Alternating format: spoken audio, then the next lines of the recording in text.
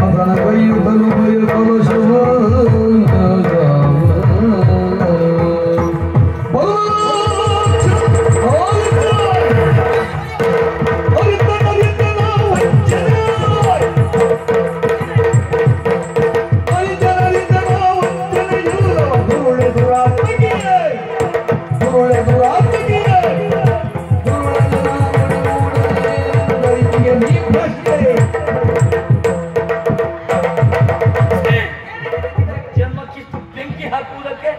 ನನ್ನ ಮನೆಯನ್ನ ಬೆಳಗುವುದಕ್ಕೆ ಬಂದ ಭಾಗ್ಯ ದೇವತೆ ನೀನು ಎನ್ನುವ ಹಾಗೆ ತಿಳಿದುಕೊಂಡೆ. ನನ್ನ ಬದುಕನ್ನ ಸರ್ವನಾಶ ಮಾಡುವುದಕ್ಕೆ ಬಂದ ಕಾಡುಗಿಚ್ಚು ನೀನು ಎನ್ನುವುದು ಸ್ಪಷ್ಟವಾಗಿ ಹೋಯಿತು. ನಿನ್ನ ಬದುಕಿನ ಬಣ್ಣದ ಚಿತ್ತಾರ ಏನು ಎನ್ನುವುದನ್ನ ಈ ಲೇಖನವನ್ನ ಓದಿ ಅರ್ಥವಿಸಿಕೊಂಡಿದ್ದೇನೆ. ಯಾರು ಹೇಳಿದ್ದನ್ನ ಯಾರು ಬರೆದದನ್ನ ನೋಡಿ ಇಷ್ಟೆಲ್ಲ ಸಿದ್ಧ ಮಾಡಿದ್ರೆ ಏನಿದೆ ಇದರೊಳಗೆ? ಆದಿತ್ಯನೇ ನಿನ್ನ ಶ್ರೇಯೋಭಿಲಾಷಿನ ಸಾದರದಿ ಬರೆದಿರುವ ಪತ್ರ ಆತುರಾತ್ಮಕೀಯ ನೀ ವರಿಸುತ್ತೀ ದಿನ ಮೋಸ ಹೋದೆ ಆಕೆ ಕರು ನೀಚೆ ಸತ್ಯ ಎನ್ನ ಪ್ರೇಯಸಿಯಾಗಿ ಸಂಪದವ ಸರದಿಗಳು ನಿನ್ನ ಸತಿಯಾಗಿ ಬಂದಿಗಳು ಉನ್ನತ ಅಂಗದಿ ಕೃಷ್ಣ ಬಿಂದು ಎಡದಲ್ಲಿಗಳು ಇನ್ನು ಸಾಕ್ಷಿಯು ಬೇಕೇ ಓಲೆಯನು ವಾದಿಸುತ್ತ ಗುಣಶೀಲ ತಾನಪವಾದ ತಾಳದೆ ಗೋಳಿಡುತ್ತ ಪ್ರತಿಪಾದ ಕೆರಗಿ ಭಿನ್ನಯಿಸಿದಳು ತಾಳು ಸಾಗನೆಯ ನೀಗನಲ್ಲನೆ ಪೀಡದಿರು ಇನ್ನೇನು ತವ ಸತಿಶೀಲ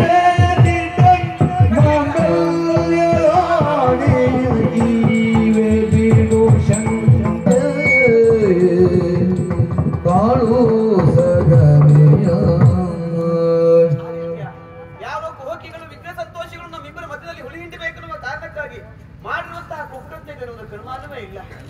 ಯಾರೋ ಲೇಖನದಲ್ಲಿ ಏನೇನೋ ಬರೆದಿದ್ದಾರೆ ಎನ್ನುವ ಕಾರಣಕ್ಕಾಗಿ ನೀ ನನ್ನ ಶೀಲವನ್ನೇ ಶಂಕಿಸಿ ನನ್ನ ದೂರು ಮಾಡುವಂತಹ ಪ್ರಯತ್ನ ಮಾಡುವುದೇ ಪ್ರತ್ಯಕ್ಷ ಕಂಡು ಪರಾಮರಿಸಬೇಕು ಅಂತ ಹೇಳಿದ್ದಾರೆ.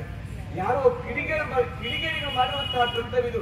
ನಾನು ಭೂಮಿಯಷ್ಟೇ ಪವಿತ್ರಳು ಅಲ್ಲ, ಗಂಗೆಯಷ್ಟೇ ಪವಿತ್ರಳು.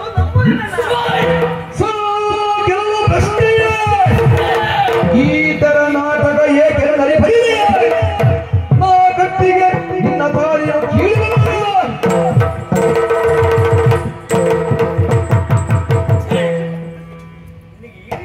ಮಾತಾಡುವುದಕ್ಕೆ ನೈತಿಕತೆ ಎಲ್ಲಿಂದ ಬರ್ತದೆ ಅಂತ ಕೇಳ್ತೇನೆ.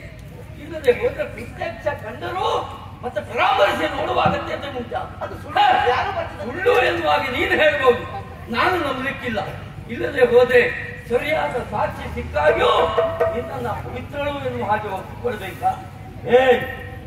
ಸಾಕ್ಷಿಯಾಗಿ ಕಟ್ಟಿದ್ದೇನೆ ತಾಳಿಯನ್ನು. ನಿನ್ನ ಕುತ್ತಿಗೆಯಲ್ಲಿ ಇರಬಾರ್ದು, ನಿನ್ನ ಕುತ್ತಿಗೆಯಲ್ಲಿ ಇರಬಾರ್ದು, ನಿನ್ನ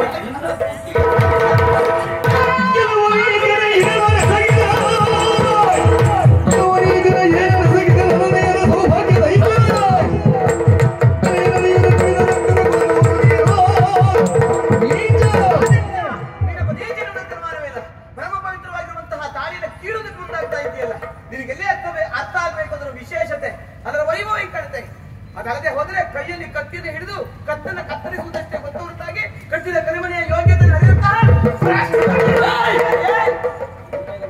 ಮಾತಾಡ ಹೆದರಿಕೆ ನನಗೆ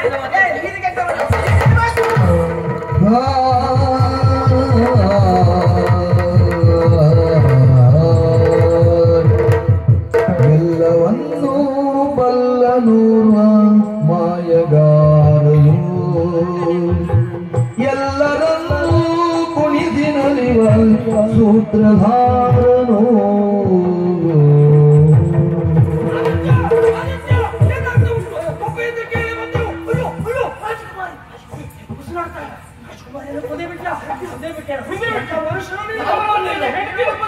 ನಾನು ಬಂದಿಲ್ಲ. ಏನೋ ಸಿಟ್ಟಿಗೆ ಮನಗೊಟ್ಟು ಒಂದು ಏಟನ್ನು ಹೊಡೆದಿದ್ದ. ಹೌದು, ಗೊತ್ತಾಯ್ತು ಅಂತ ಅದರಿಂದ ಜೀವಕ್ಕೆ ಅಪಾಯ.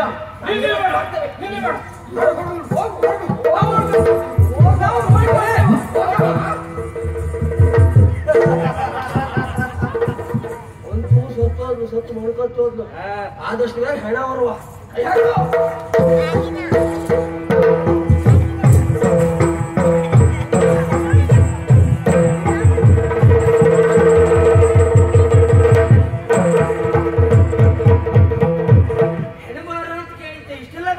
ಬರ್ತಿರ್ಲಿಲ್ಲ ಹೆಣ ಅಂದ್ರೆ ಅಷ್ಟೇ ಬಾರ ಹೇಗೂ ಸ್ಮಶಾನಕ್ಕೆ ತಲುಪಿಸಿದ್ದೇವೆ ಎಲ್ಲೋದ ಅದು ಒಂದುಂಟು ಸ್ಮಶಾನ ಭಯ್ಯ ಅಲ್ವೇನಾ ಸುಡಿಸ್ಬೇಕು ಹೇಳೋದು ಹೇಳೋದ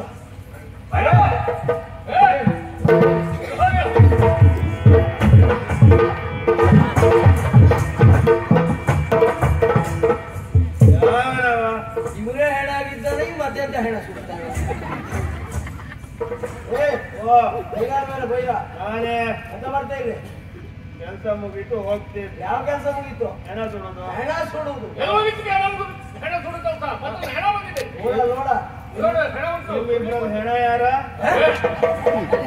ಇದು ಬಿಟ್ಟೇನಿಲ್ಲ ಹೆಣ ಹೆಣ ನಾವಲ್ವಾ ಹೆಣ ಮಾತಾಡ್ತದ ಓ ಹೆಣ ಅಲ್ಲುಂಟು ಆ ಕಡೆ ಸುಡಬೇಕು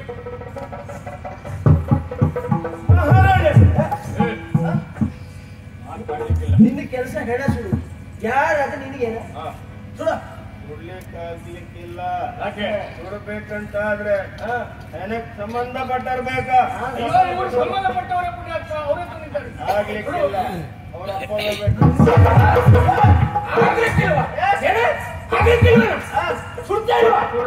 ಹೆಣ ಸುಡಲಿಕ್ಕೆ ನಿಂಗೆ ಹೆಣ ಬರ್ಬೇಕು ಜಾಗ್ರತೆ ಇದು ಮಾತು ಸುತ್ತ ಅಲ್ಲ ಯಾರಿಗೂ ಹೇಳಬೇಡ ನಾವು ಕೂತ್ಕೊಂಡು ಬಂದಿದ್ದು ಅಂತ ನೀವು ಹೇಳ್ಬೇಕಾದದ್ದು ಏನು ನಾಳೆ ಯಾರಾದ್ರೂ ಕೇಳಿದ್ರೆ ಮಹಾರಾಜರೇ ಕೇಳಿದ್ರೆ ಈ ಹೆಣವನ್ನ ತಂದವ ಅಳಿಯ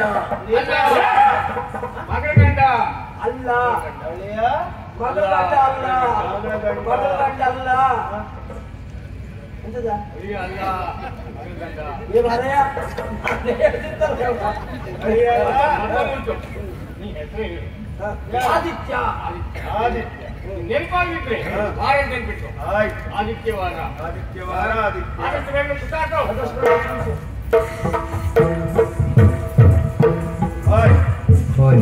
ಹೆಣ ಸುಡ್ಬೇಕಲ್ಲ ಮಾಡಿ ಹುಡುಗದೆಲ್ಲ ಹಿಡಿದೋಗಿ ಹೌದಾ ಹೆಣ ಸುಡ್ಬೇಕಂತಾದ್ರೆ ಹಾ ಒಂದ್ ಸ್ವಲ್ಪ ಹಾಕೊಂಡೇ ಸುಡ್ಬೇಕು ಕಟ್ಗೆ ತಗೋಬರ್ಬೇಕು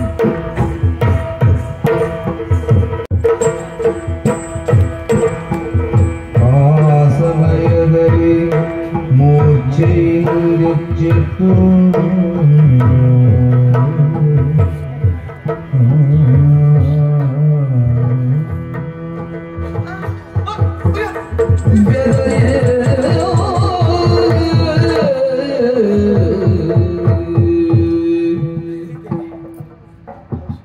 ಆದಿತ್ಯ ನನ್ನ ಕೆನ್ನೆಗೆ ಹೊಡೆದದ್ದು ನೆನ್ಪುಂಟು ನನಗೆ ಕಣ್ಣು ಕತ್ತಲಿಟ್ಟ ಹಾಗಾಯ್ತು ಈಗ ಎದ್ದು ನೋಡುವಾಗ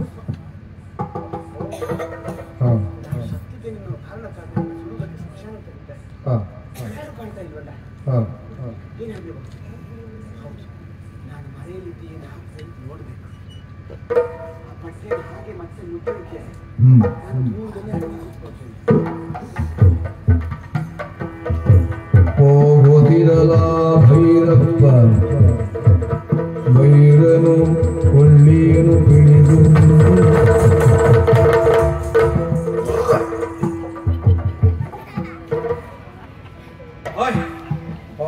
ಹೆಣವ ಭೂತವ